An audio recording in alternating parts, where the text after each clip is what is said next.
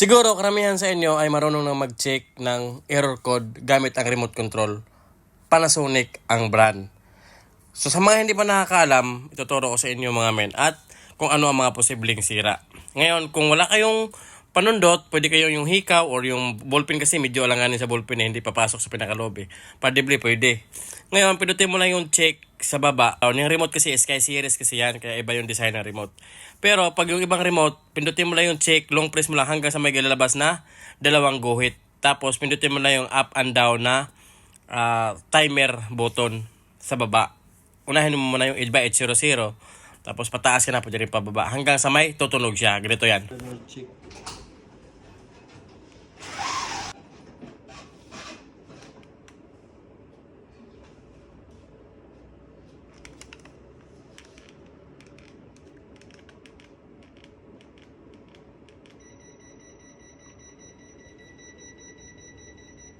F95. Long press lang yung check. Tapos may lalabas na dalawang guhit dyan. Tapos up and down na siya. Isa-isahin lang. Una-una dyan, F00 ay 800 yan eh. Tapos taas, H11. Hanggang sa tumunog. Dito tayo sa ilalim para mas mabilis.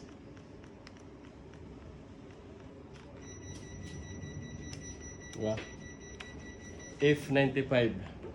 So para hindi na kayo mahirapan mga men, baka sa mga hindi pa naka-download, mag-download kayo nitong Panasonic Service Guide ito. Yan, download kayo yan, App Store or Play Store. Ngayon, pag mayroon na kayong ganyan, pindutin mo lang itong ibabaw, package air conditioner. Yan, tapos error code library. Yan, tapos andyan na lahat ng error code. Kahit anong brand yan, kahit anong model yan ng Panasonic, iisa lang yan. Window type, split type, basta pang residential na aircon, mga residential lang. Yan, pindutin mo lang yan. Kung kaya nung nakaraan, may sinabi ko na to na mag-download kayo ng ganito. Sa mga hindi pa naka-download, mag-download na kayo para mas mabilis na lang yung pag-trouble nyo ng split type, mga window type na Panasonic inverter. So, sa mga hindi pa naka-download download na. Pero pag bold, ang bilis nyo. Guys, ito yung mga F95 na error. Ito. F95, diba? Nakalagay dyan sa F95 error code yung nag-overheat siya. Ngayon, ano nangyayari? Una-una na tingnan sa mga baguhan na, nakapin siya na yung fan motor kung malakas ba yung buga. Pag malakas yung buga, ibig sabihin okay yung fan motor. Pero pag mahina yung ikot, yan, nag-F95 talaga. Ang sira nun, fan capacitor na nasa board. Minsan yung capacitor nakahiwalay. Pero pag mga ganito, nasa board yun. So fan capacitor lang papalitan. Pero pag malakas naman yung ikot, kung gaya nito, malakas yung ikot, unang-unang gagawin ay lilinisin yung condenser. Buksan talaga. Tanggalin sa lubungin, pagalitan. Hindi yung dito lang. Ngayon, obserbahan nyo ulit. Kung nawala, ibig sabihin, marami rin yung condenser. Pag ganun pa rin, yung pipe sensor sa outdoor, sa compressor. Kaya na nadidetect na nag-F95 kasi yung binubuga niya, hindi na ibuga na maayos. Ngayon, pag once na nalinis na or napalitan na ng malakas naman yung ikot, tapos nalinis na ganyan, tapos F95 yun, sensor yung problema nun din. Pag hindi nawala yung error code, kahit linisin na siya, yun, pipe sensor yun dito sa loob. Papakita ko mamaya guys. Buksan natin.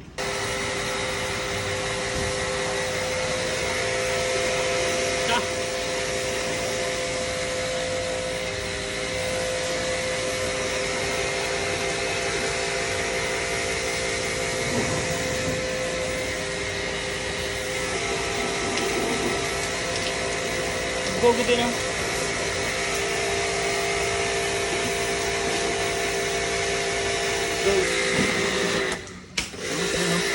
Yung dumi niya. Palitan natin ha. Para maabot doon. Natin ang pula. Yan o. Ito yung dumi niya. Mamaya, linisin natin doon. So yun guys, ngayon okay na yan, di ba? Malinis na natin. Pag once na ganun pa rin siya, mag-E25 pa rin.